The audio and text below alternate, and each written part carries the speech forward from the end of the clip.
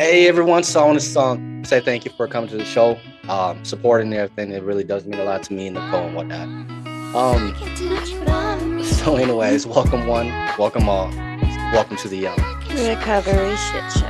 that's a lot better. All right, so tonight we got my buddy from the Challenge Academy, Cadet Konetsky. Konetsky, try to say that 5 times fast. Anyways, I mean, we've been through a lot. We've been through the Challenge Academy, and it sounds like I spoke with him a little bit, and he went through a lot. I mean, he's been through a lot, and well, actually, if anything, I'll just let him, tell his part. So, if you can, Konetsky, you mind introducing yourself? Trevor's fine. Uh, Trevor Konetsky just celebrated 8 years clean and sober. Yeah, we went through Let's go. Challenge Academy together, 17 years ago? Ooh, Yep, congratulations. 2007. Yep, 2007. Age us, yeah. Oh, Yeah, I'm a substance abuse counselor. Have been for quite a few years now, for 4 years, 3, 4 years, something like that. 4 years. Um, yeah, I mean, I left. I don't know. yeah, go ahead. I mean, like What do just, you want for the introduction? I mean, So let's start with just how old were you when you started drugs and kind of what got you into that? And that well, was actually, I kind of want to go back a little further. That, like, yeah, like you said, we went to the academy together in '07. Like, what happened to you after that? I guess that's all part of the story. To answer both questions, I mean, I started alcohol here and there when I was younger, stealing beers and drinks from the parents when they were partying. I smoked weed the first time in like sixth grade, um, which should have been 12 or 13 years old. Um, 14, 15 kind of got heavier. Yes, 15 is probably the first time I smoked crack. I mean, I was doing ecstasy and coke and all sorts of stuff, painkillers at that time too. But I guess the hardest would have been, yeah, crack at 15, 16, maybe somewhere in there. Um, yeah, yeah. And then Challenge Academy, we were like 16 and a half, 17. Yeah. Yeah, I got out of there. I was signed up for the National Guard. Signed up to kind of get some charges. I don't know if you remember, but some local detectives showed up at Challenge Academy to talk to me about some I remember that. nefarious things that may or may not have taken place prior to me coming into Challenge Academy. Um, yeah, so I enlisted. They weren't going to charge me, and then my recruiter screwed up my paperwork, so they gave me like an uncharacterized or general discharge or something. So I never ended up shipping out. But I was going to like the weekend drills and stuff, and it's actually staying clean at that time. But I was maybe allegedly selling drugs at that time. Um, and then, yeah, I mean, I got in a little trouble here and there. Um, got some potential felony reduced to a misdemeanor, part of the crime.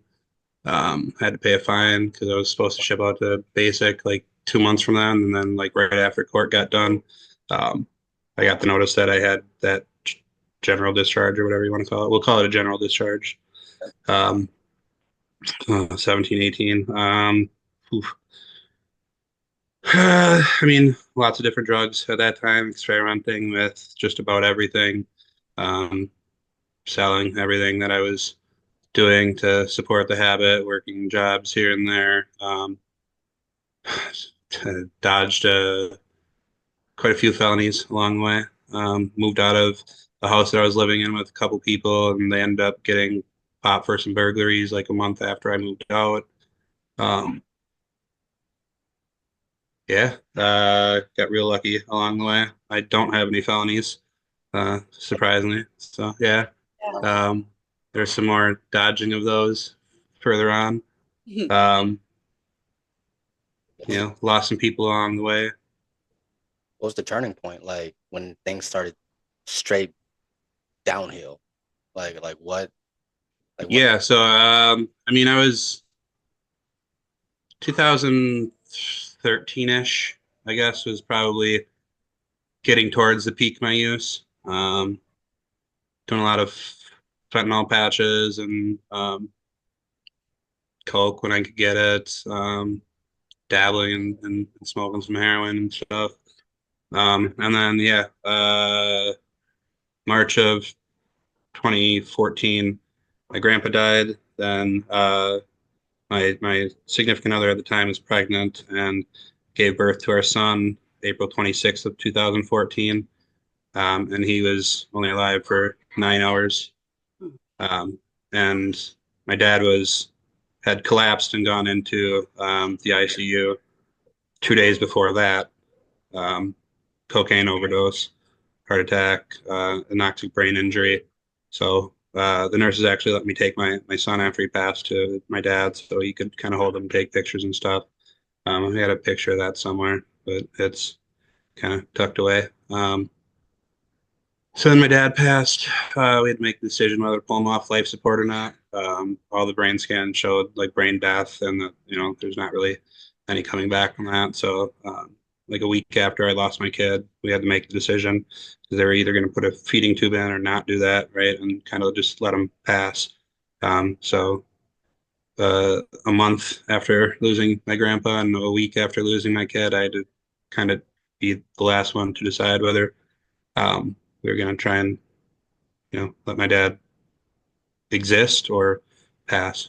So he passed. It was kind of after that it really took off. I started with meth, and then shortly after that, started shooting up anything and everything that could go into a needle.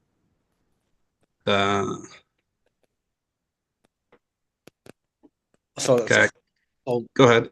basically, when all that happened, it was just like you said, 3 month period of time.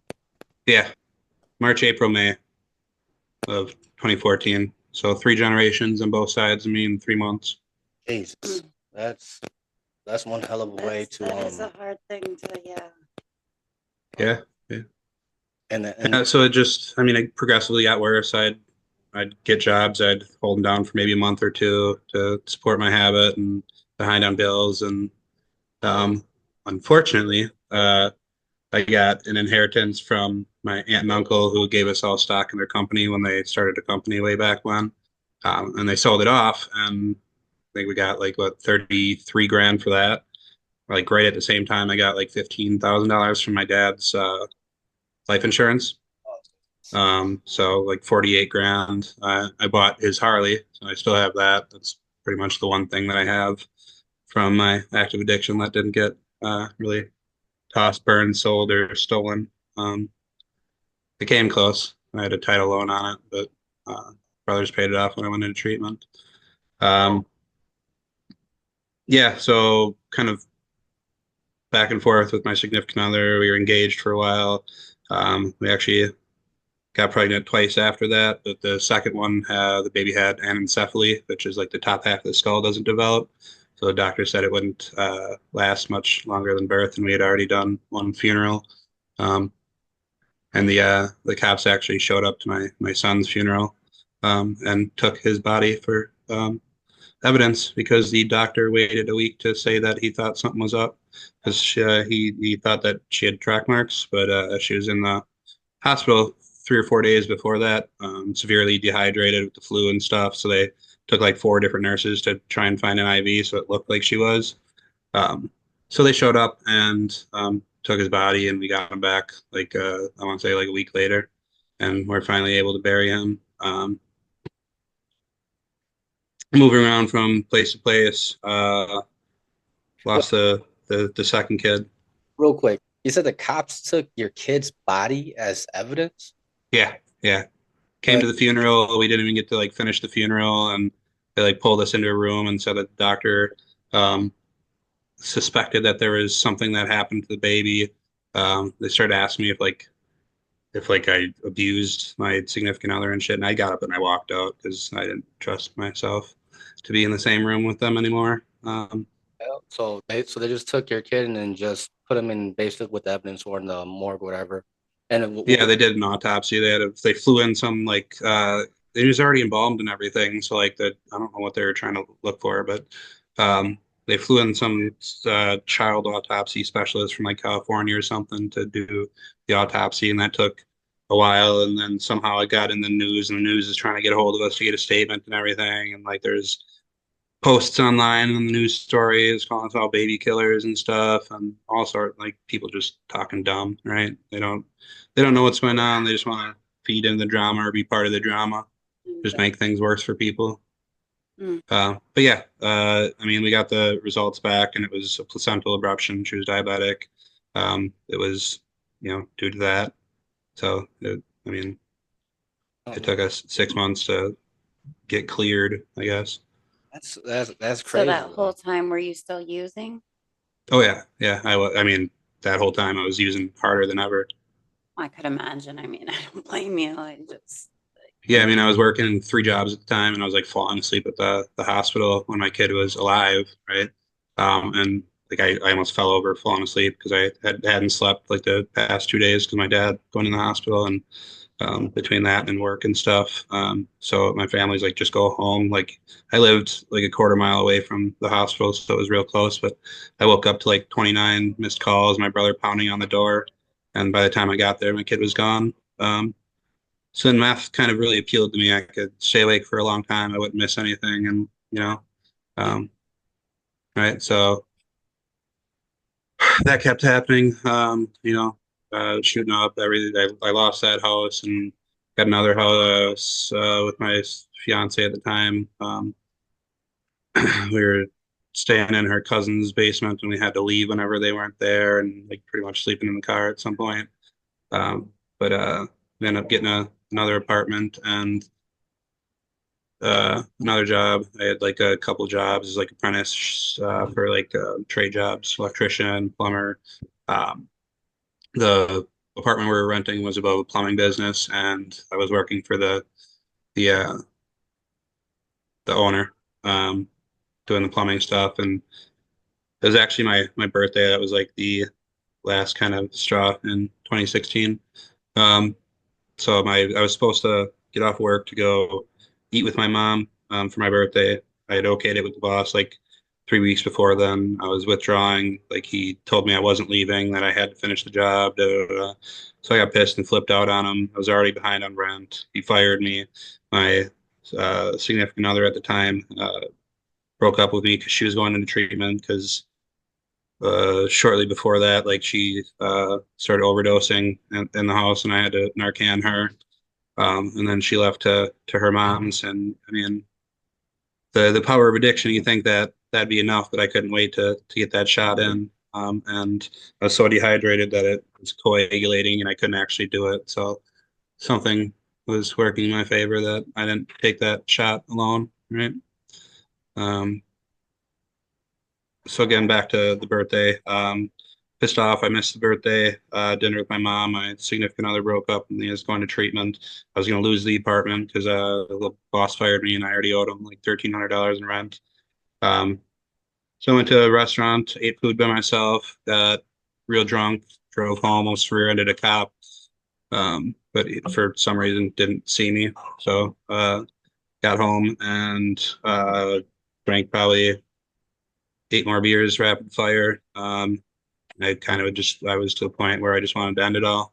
Right. I had tried 1 or 2 meetings, and it didn't work for me. So, that was out the window.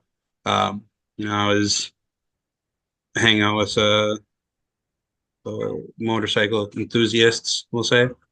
And even they didn't want me around, right? Like the people that you think would, be into drugs and stuff. But I mean, you couldn't trust me back then.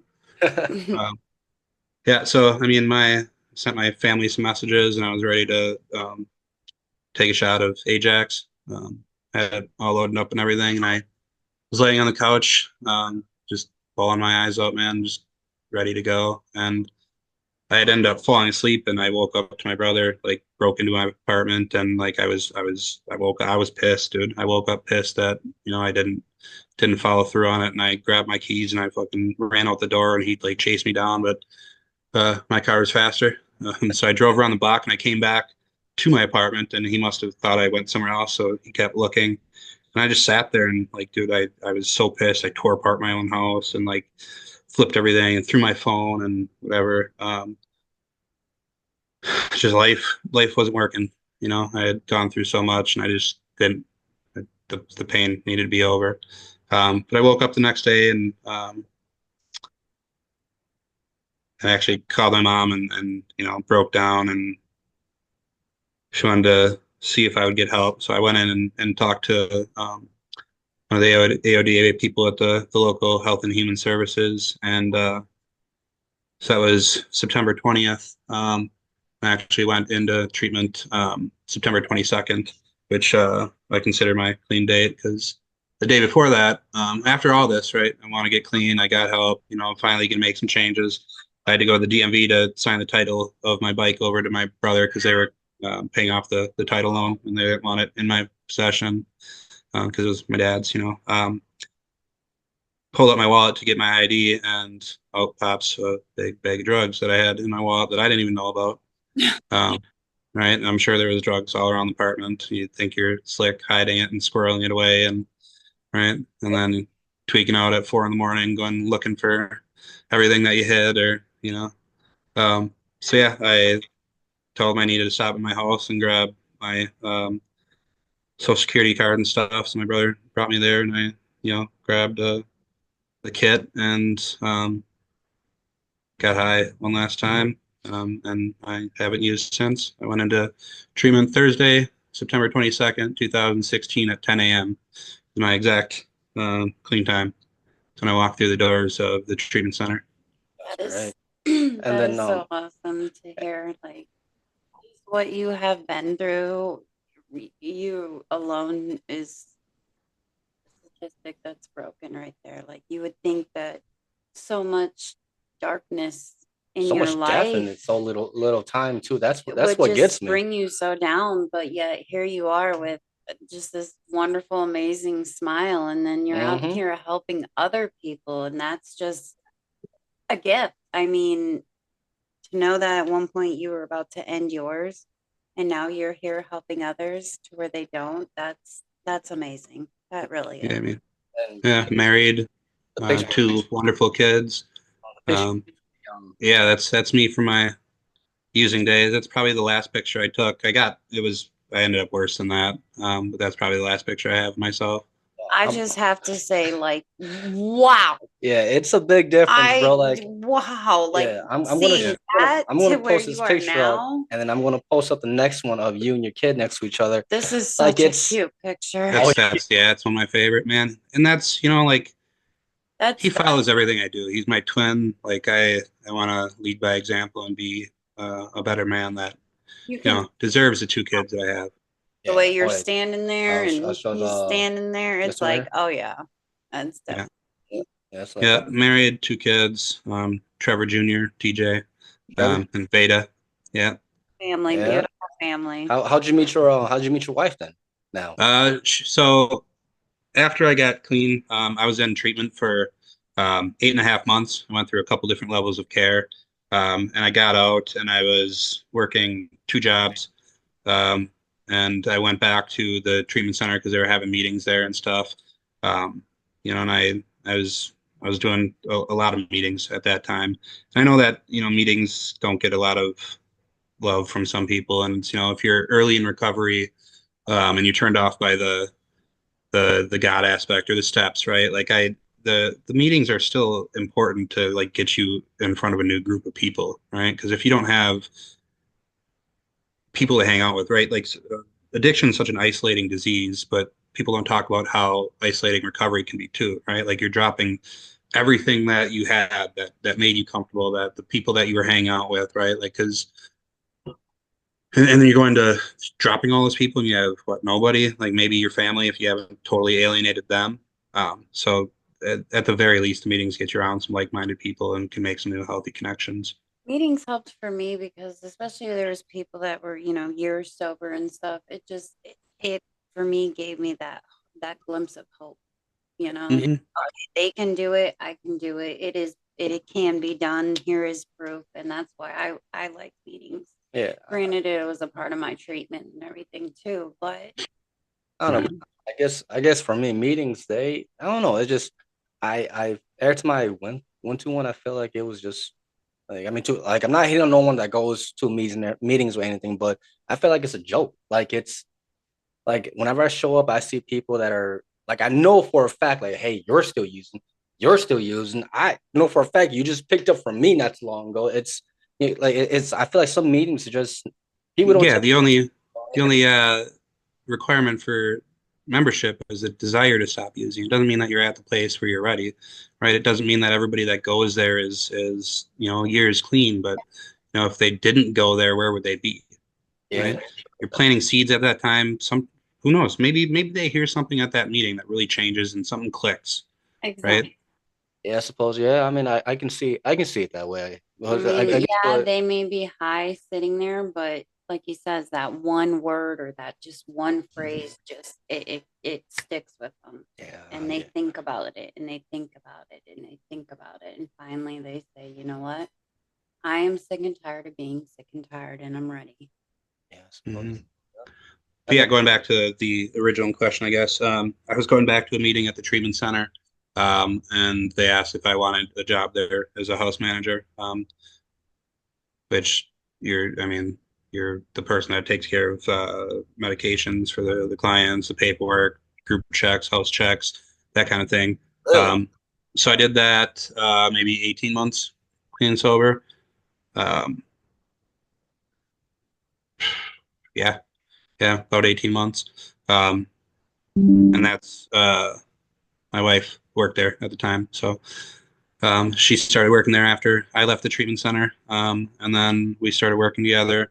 She wouldn't have me as friends on Facebook. She's got real strong boundaries. Um, but it was me listening to some metal in the house manager's office, System of a Down actually, Oh, and that's a sore spot. But she came in, she's like, "Oh, System of a Down," and I didn't know she liked that kind of music, right? She didn't seem like the type. She's very straight and narrow.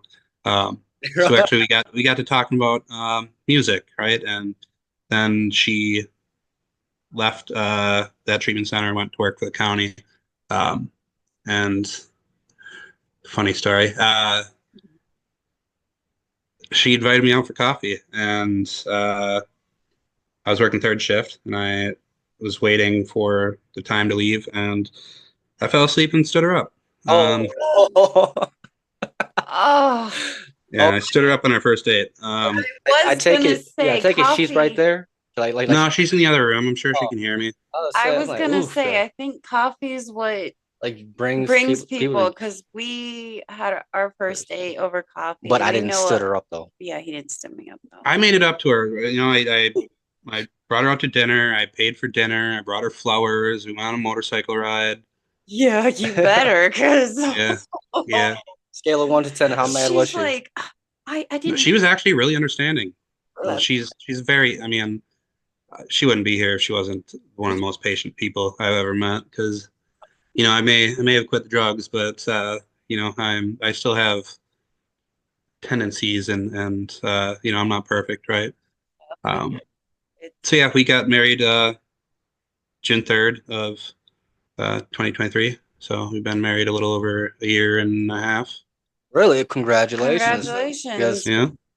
for what a since year, March March 14th too. 23. May, June. Yeah, so All you got right. yes. Oh my God, dude. You got me by a couple months. Yep. Yeah, what do you got? 14 years? She got 14 years clean and sober. She's a That's awesome. counselor and mental health therapist too. I don't know if you can hear us, but No, she can't. So, how long have you guys?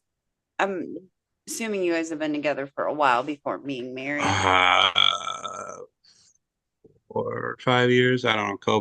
COVID time. Oh, that's Yeah. funny because around next Saturday, next yeah, Saturday. will be 5 years for us in a year. So all right, I mean, so with your whole story, you've been through hell and high water, bro. Like you went through so much. Like if you can give that one advice to someone that possibly went through the same thing you went through, or even something like Worse. worse than you, like what is the one main advice you can give them?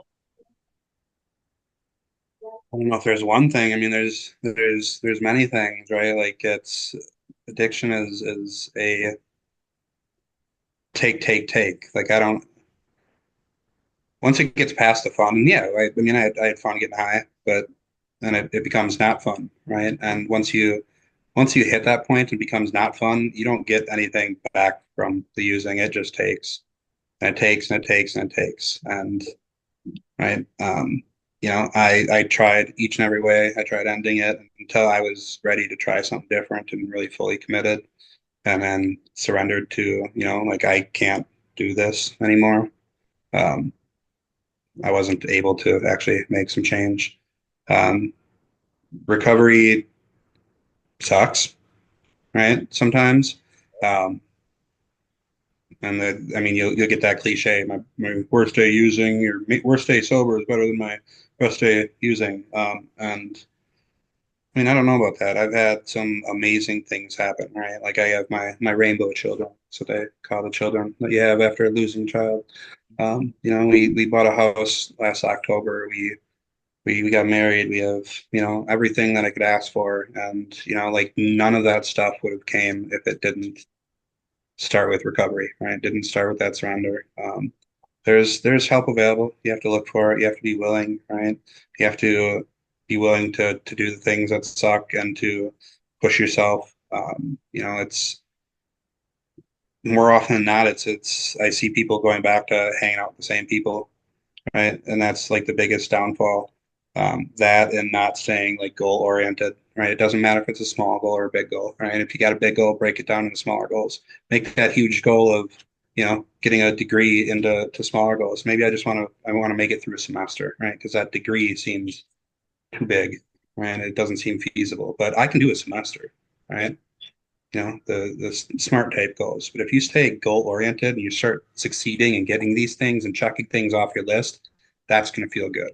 That's when you're sitting, and you feel like you've plateaued and you're not going anywhere. Like, what's the point, right? Have fun in recovery. What's the point of getting clean and living life if you're not going to have fun and pack joy into it, right? I don't want to give up drugs and be miserable. I can be miserable and high. Like, Much energy as you put into trying to get high, you can put that energy into getting sober. oh, I'd be a Fortune 500 company if I put all that in. Right? Yeah, that's No, what I said too. Like if I would have been having the energy and like I was in my 20s, like man, I this am, would have been you so know, looking back, I'm so thankful for all of my addiction, all of everything that I went through. I couldn't imagine being happier than I am with what I have today. And none of that would have been possible if I didn't go through all the bullshit that I did. Right. I can appreciate, makes you a stronger person. um, sure, in a sense, right? It also lets me know that I can get through, the everyday frustrations or things that, you know, normies would buckle under, right?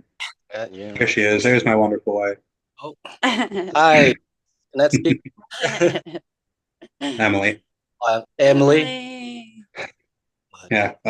So yeah, I mean, it's just, yeah, it's proof that I can do the things that I set out to do. Doesn't matter how difficult they seem. I mean, nothing really compares to that. So I mean, like you wrote that statistics. I mean, for me and for her, I mean, we're all part of a statistic. But for you, like I said, that I honestly don't know how I would be acting like if I went through so much yeah pain as you in that went three through. months. I mean, I don't know how I would have turned out. I'm pretty sure I probably would wind up dead, but you really came out of it a better person and look at where you're at now. Like you said, you're married, you got a house, you got two beautiful kids, and you got your own rainbow kids. I mean, I'm proud of you, bro. I mean, we've been through a lot, and I'm really proud of you, man. Like you did a complete 180, and you bounced back from it, and you're helping other people the same problems that we had or had and have still. Was like you really became a great man, dude. yeah, it takes discipline, integrity, courage, honor, Yep. commitment. Yeah, Yes, yeah. sir. I tell you what, though, if I would have like saw you in the grocery store or something, never in a million years would I pictured that young boy that he showed me being, on Yeah, I mean, honestly, you give me that school teacher vibe, like, with all the tattoos and everything. you're just far that from it. real cool math teacher that just is real cool, Yeah, I mean, I have fun doing my job. I mean, I work uh, somewhere where I can leave every day and others can't. Exactly. Right? We'll say that. Exactly. Where'd you do your ERP program? What? Oh, Where'd Chippewa. you do your? Oh, Waffle House. I had to go there only. I couldn't go anywhere else. But yeah, so that was like at first they sent me to Oneida and then Stanley, and then I went to Chippewa for ERP. I right. absolutely hated it, man. I mean, but Oh, what'd you do? Like Savisa and T4C and I don't even know, dude. Wait, T for thank you for change. Yes, sir. yeah, Thank you yeah, for change the whole stinking thinking and the whole stuff. yeah. I hated that acting stuff. But I use it. I use it every day now. The whole man, like, man, what should I do? I gotta stop and cool off. I gotta chill. But Yeah. all right, so we're gonna wrap this up now because it looks like this thing is counting down for us. I didn't. This interview went on a lot longer, and it doesn't even feel that long, Mm-mm. man. But he's But got so much to unload. I appreciate it. Yeah. So I Trevor, do. I appreciate you sharing your story very much because I know there's a lot of touchy things in there, and I appreciate that so much. And I appreciate your wife letting you come on because I know some Yeah. of that is her And story too. and if So she ever wants to share, I mean, that'll be phenomenal. We can say, Emily, Emily's something. more than welcome if Yeah, she would yeah. like. Because I She mean, can hear you. I'm saying 18 years is not something to scoff at. That is 14, right? 14. 14. Okay, 14. It's It's been still 18 years since we've been in the Challenge Academy. okay. I forgot about that. 14 Yeah, 14 though, years is still that's Yeah. that's phenomenal. We'll get So there. we'll get- July 1st, right? Yeah, 2010. 2010. Yeah. Hey, TJ. That's But- awesome. You want to say hi, bud? Oh. Hey. Say hi. Hi. That's what a good joke. Hear me? Want to tell a joke? Ask him about the tickets. What's the tickets? Tickets to what? The gun The gun show? Show. Gun show? Who these people are. All right, everyone. So thank you for coming and watching us. Thank you again, Trevor, for Thank you. sharing your story. So you got anything one more thing to say at all, Trevor? Yeah, I mean it's great to not have to die because of this disease, but I am more than happy to die with the disease, right? Yes, sir. Mhm. All right. So I want to say thank you everyone for coming. So thank you one, thank you all. Thank you for coming to the You can say it. Recovery shit show. All right, thank you, I'm y'all. like, sitting there Y'all have a good looking night. like, See ya. Later, bro. Bye.